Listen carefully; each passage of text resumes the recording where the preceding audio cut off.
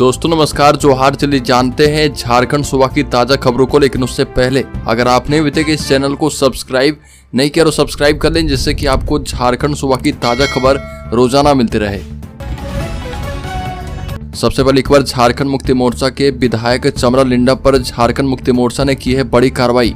झारखंड मुक्ति मोर्चा ने अपने ही विधायक चमरा लिंडा पर बड़ी कार्रवाई की है। गुमला जिले के बिशनपुर विधानसभा के विधायक चमरा लिंडा को पार्टी से निलंबित कर दिया गया है। पार्टी की ओर से जारी पत्र में लिखा गया है कि उन्हें पार्टी के केंद्रीय अध्यक्ष शिबू सोरेन के निर्देश से सभी पदों से मुक्त करते हुए निलंबित किया जाता है। पार्टी ने उन्हें निलंबित किए जाने के पीछे की वजह भी बताई और पार्टी ने उन्हें भेजे पत्र में लिखा कि आपने लोहरदगा लोकसभा क्षेत्र से नामांकन कर गठबंधन के विपरीत काम किया है। अगली खबर, झारखंड में ठेकेदार के घर ईडी की रेड, 1.5 करोड़ रुपए फिर से मिले हैं। नोट गिनने की 3 मशीनें मंगवाई गई थी। लोकसभा चुनाव के बीच झारखंड में ईडी की ताबड़तोड़ छापेमारी चल रही। डोरंडा इलाके में रहने वाले कॉन्ट्रैक्टर राजीव कुमार सिंह के ठिकाने पर भी रेड पड़ी है। छापेमारी में ईडी ने ठेकेदार राजीव कुमार सिंह से 1.5 करोड़ रुपए बरामद किए हैं और बताया जा रहा कि कैश हेराफेरी में उसके जरिए 10 करोड़ से भी ज्यादा की रकम उड़ाई गई थी और ये छापेमारी 5 बजे से ही चल रही है। अगली खबर, झारखंड सरकार के ग्रामीण विकास विभाग के मंत्री आलमगीर आलम के पीएस यानी निजी सचिव संजीव लाल और उसके नौकर जहांगीर आलम 6 दिन की ईडी रिमांड पर रहेंगे। देर रात पूछताछ के बाद उनको गिरफ्तार किया गया था। एजेंसी ने विशेष कोर्ट में उन्हें पेश किया है और ईडी की ओर से पूछताछ के लिए 10 दिन की रिमांड मांगी गई थी और कोर्ट ने 6 दिन की मंजूरी दी है। बता दें कि संजीव लाल के घर समेत 6 जगहों पर ईडी ने रेड की है और दिन भर की जांच के बाद ईडी ने कुल 35 करोड़ 23 लाख रुपए कैश और ट्रांसफर पोस्टिंग के पेपर बरामद किए हैं। अगली खबर, राहुल गांधी पश्चिमी सिंहभूम पहुंचे और राहुल गांधी ने कहा कि गरीब परिवार को हम 1 लाख रुपए देंगे। कांग्रेस नेता राहुल गांधी झारखंड के दौरे पर हैं और राहुल गांधी ने चाईबासा में जनसभा को संबोधित किया। अपने इस संबोधन में राहुल गांधी ने गरीब परिवारों को लखपति बनाने का वादा किया, नौकरी का वादा किया। राहुल गांधी ने कहा कि हम परमानेंट नौकरी देंगे, ठेकेदारी प्रथा को समाप्त कर देंगे। राहुल गांधी ने आरक्षण बढ़ाने का भी वादा किया। अगली खबर, झारखंड के कई जिलों में बारिश वज्रपात का ऑरेंज अलर्ट जारी। झारखंड में मौसम विभाग बारिश वज्रपात का ऑरेंज अलर्ट जारी कर चुका है। 12 मई तक राज्य के कई इलाकों में बारिश वज्रपात के साथ साथ तेज हवा चलने की भी संभावना है और मौसम में इस बदलाव का असर तापमान पर पड़ेगा। राज्य के पश्चिमी सिंहभूम, खूंटी, रांची, रामगढ़, बोकारो, धनबाद, जामताड़ा, दुमका और देवघर जिले में ओलावृष्टि की भी संभावना है। अगली खबर, राज्य के बोकारो जिले में 10 साल से जनता को ठग रही केंद्र सरकार। केंद्र सरकार ने 2014 से अभी तक देश की जनता को जुमलेबाजी कर ठगने का काम किया। केंद्र सरकार ने झारखंड हित में कोई काम नहीं किया है और इस बार चुनाव में झारखंड की जनता उन्हें जवाब देगी, यह कहना है मुख्यमंत्री चंपई सोरेन का। और उन्होंने कहा कि केंद्र सरकार के कारण महंगाई चरम पर है। भाजपा गठबंधन की सरकार बनने से पहले गैस सिलेंडर 400 और पेट्रोल डीजल 60 रुपए लीटर था। अब 1000 रुपए में रसोई गैस और पेट्रोल डीजल के दाम 100 रुपए के पार हो चुके हैं। विदेश से काला धन लाकर जनता के खाते में बांटने वाले दिन चले गए। अगली खबर, धनबाद में सड़क हादसे में घायल जवानों को रांची लाया गया। गिरिडीह जिला के बगोदर थाना क्षेत्र में IRB के जवान बस से चुनावी ड्यूटी के लिए जा रहे थे और इसी दौरान बस अनियंत्रित होकर एक्सीडेंट कर गई, जिसके बाद एक जवान की मौत हो गई। वहीं कई लोग गंभीर रूप से घायल हैं। गंभीर रूप से घायल जवान को बेहतर इलाज के लिए धनबाद के SNMCS लाया गया और उसके बाद धनबाद सिटी SP अजीत कुमार और DSP मुख्यालय 2 घायल को देखने SNMCS पहुंचे। जवान को बेहतर इलाज के लिए झारखंड पुलिस के हेलीकॉप्टर से 2 जवानों को रांची लेकर जाया गया। अगली खबर, जयराम महतो का नामांकन कन्फर्म। नामांकन प्रक्रिया में त्रुटि को लेकर बुलाया गया था दोबारा। जयराम महतो के चुनावी मैदान में रहने के सारी अटकलों पर अब विराम लग गया है। बोकारो जिला प्रशासन ने जयराम के 4थे सेट का नामांकन स्वीकार कर लिया। जयराम महतो के वकील सोमनाथ शेखर ने बताया कि जयराम महतो ने 3 सेट में नामांकन किया था और उन्हें 7 मई को नामांकन प्रक्रिया में कुछ त्रुटि को लेकर दोबारा बुलाया गया था। जयराम का प्रस्तावक कुलदीप राम ने 4थे सेट का नामांकन किया है और इसे निर्वाची प्राधिकारी ने स्वीकार कर लिया है, जबकि पूर्व के 3 सेट का नामांकन पत्र रद्द हो गया है। और बताया गया कि कोर्ट की तरफ से जयराम महतो को विधानसभा घेराव के मामले में राहत मिल गई है और कोर्ट ने उनके विरुद्ध पीड़क कार्रवाई पर रोक लगा दी है। उनके खिलाफ किसी भी तरह का पीड़क कार्रवाई अब नहीं किया जाएगा और साथ ही उनके खिलाफ जो वारंट इशू था उसका भी अब कोई मूल्य नहीं है। अगली खबर, PM मोदी के कार्यक्रम में फेरबदल। अब 12 मई की जगह इस दिन आएंगे चतरा। प्रधानमंत्री मोदी 12 को नहीं बल्कि 11 मई को ही अब चतरा आएंगे। कार्यक्रम में बदलाव किया गया है। पूर्व के निर्धारित समय से एक दिन पहले ये कर दिया गया है।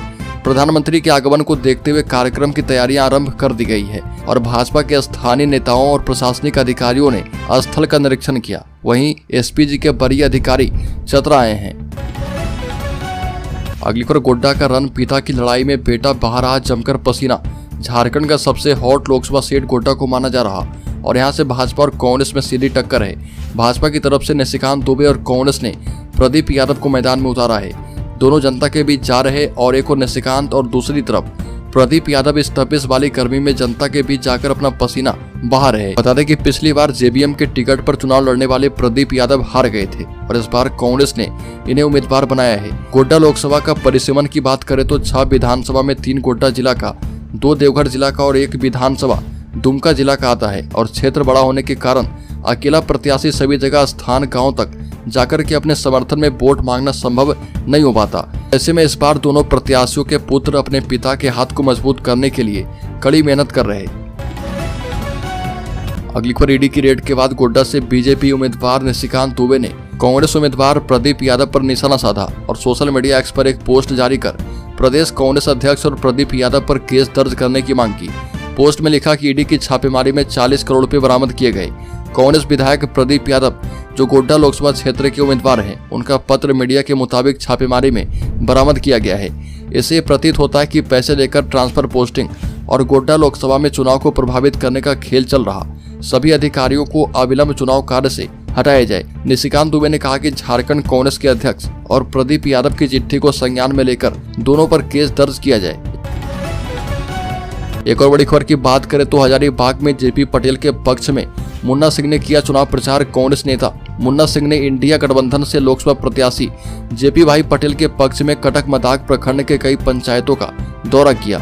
बाका गांव, सला गांव पंचायत में पकरार गांव और कटक मसांडी प्रखंड के कंचनपुर पंचायत में गोविंदपुर और हिरदलाग गांव में सिंह ने लोगों के साथ स्थानीय चुनावी मुद्दों पर चर्चा की और चुनावी लक्ष्य और कांग्रेस पार्टी की उत्कृष्ट योजनाओं को लेकर लोगों को जागरूक करने का काम किया। अगली खबर, जमशेदपुर में पकड़ी गई ड्रग्स की बड़ी खेप। एक घर में छिपाकर रखा गया था 70 किलो गांजा। झारखंड के जमशेदपुर में पुलिस ने गांजे की बड़ी खेप पकड़ी है।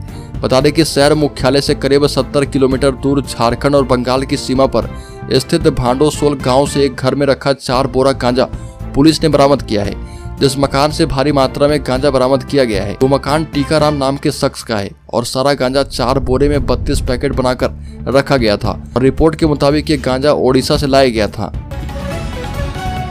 अगली खबर, रातों रात सुर्खियों में आए धनकुबेर जहांगीर मूल रूप से चतरा का रहने वाला है। राजधानी रांची स्थित जहांगीर के फ्लैट से भले ही 35 करोड़ रुपए से अधिक की बरामदगी की गई, लेकिन उसके पैतृक घर की स्थिति बदतर है। जहांगीर 5 भाइयों में चौथे स्थान पर है और 5 भाइयों का भोजन भात अलग अलग है, परंतु आवास एक है। उसी आवास में सारे भाई रहते हैं। जहांगीर करीब 12-13 वर्षों से बाहर है और चाईबासा और चक्रधरपुर के बाद कुछ सालों से रांची में रह रहा। स्थानीय लाइन मोहल्ला निवासी स्वर्गीय इकराम खान का पुत्र जहांगीर शिक्षा दीक्षा पूरा करने के बाद मेडिकल रिप्रेजेंटेटिव से अपने करियर की शुरुआत की थी। अगली खबर, ईडी की रेड के बाद छोटू उर्फ गजनफर इमाम के नाम की चर्चा तेज। झारखंड सरकार के मंत्री आलमगीर आलम के करोड़पति सरकारी सचिव संजीव लाल और उसके सहयोगी जहांगीर की गिरफ्तारी के बाद एक नया नाम काफी चर्चा में है। यह नाम है छोटू उर्फ गजनफर का। इस नाम की चर्चा इसलिए हो रही क्योंकि आलमगीर के यहाँ सहायक के पद पर कार्य करने वाले छोटू की मर्जी के बिना आप मंत्री जी से मिल भी नहीं सकते। करीब 1 दशक से छोटू मंत्री जी के साथ साई की तरह रहता है और छोटू तब भी आलमगीर आलम के साथ था जब वो पावर में नहीं थे। छोटू उर्फ गजनफर वैसे तो रांची में ही है, लेकिन पाकुड़ में भी उसने अच्छी पैठ बना ली है। मंत्री जी से मिलना हो, उनसे कोई काम हो तो उसका पूरा ब्यौरा आपको सबसे पहले छोटू उर्फ गजनफर को देना होगा। अगली खबर, लोबिन हेम्ब्रम ने बढ़ाई झारखंड मुक्ति मोर्चा की टेंशन। विजय हांसदा का खेल बिगाड़ने को तैयार लोबिन हेम्ब्रम 7वें चरण में होने वाले राजमहल लोकसभा निर्वाचन क्षेत्र के लिए अधिसूचना जारी कर दी गई है। राजमहल सीट से झारखंड मुक्ति मोर्चा के विजय हांसदा लगातार 2 बार से सांसद चुने गए और तीसरी बार चुनाव मैदान में है। 2019 में विजय हांसदा को 5,07,000 वोट मिले थे। वहीं बीजेपी के हेमलाल मुर्मू 4,08,000 वोट लाकर दूसरे नंबर पर रहे थे और इससे पहले 2014 में भी विजय हांसदा ने हेमलाल मुर्मू को हराया था और तब विजय हांसदा को 3,79,000 जबकि हेमलाल मुर्मू को 3,38,000 वोट मिले थे। लेकिन निर्दलीय चुनाव लड़ने का ऐलान कर चुके लोबिन हेम्ब्रम ने मुकाबला त्रिकोणीय कर दिया है। अगली खबर, राज्य प्रशासनिक सेवा के 142 अफसरों की वरीयता सूची जारी। राज्य प्रशासनिक सेवा के 142 अफसरों की वरीयता सूची जारी कर दी गई है। ये अफसर बिहार लोक सेवा आयोग द्वारा नियुक्त हुए थे। राज्य गठन के बाद इन्होंने झारखंड कैडर चुना और अब राज्य प्रशासनिक सेवा के तहत इन अधिकारियों की 1 जनवरी 2024 की तिथि से औपबंधिक रूप से वरीयता का निर्धारण कर दिया गया है। वरीयता सूची के निर्धारण के बाद राज्य सेवा के अफसरों का आईएएस संवर्ग में प्रमोशन का रास्ता भी साफ हो गया और संघ लोक सेवा आयोग द्वारा राज्य सेवा से आईएएस संवर्ग में प्रोन्नति देने के समय इस बिंदु पर गंभीरता से विचार किया गया है। मामला लंबे समय से झारखंड सरकार के समक्ष विचाराधीन था और यूपीएससी के द्वारा उठाए गए बिंदुओं के बाद सरकार ने ये निर्णय किया है। अगली खबर, झारखंड के शेयर होल्डर्स इन्वेस्टर्स के लिए बड़ी खबर बता दें कि लगातार तीसरे दिन शेयर बाजार में भूचाल।